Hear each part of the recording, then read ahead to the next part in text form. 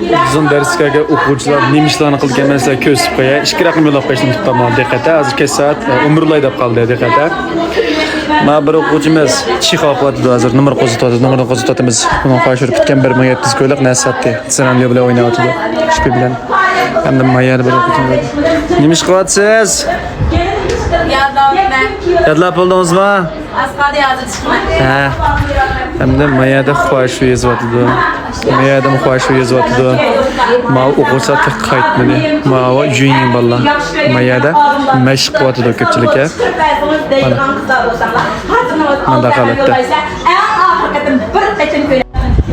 Sizlarda naq maydonda qatnashsanglar, mayada o'quvchilar bor ekan texi.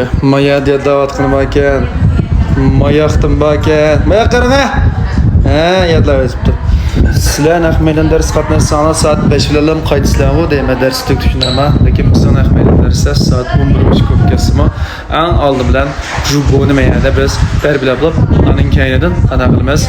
Bu Chixov qilishimiz. Buga ikkinchi kunisi yo'q o'zaniki. Tunji kunisi o'quvchimiz Chixov qilishni boshladi.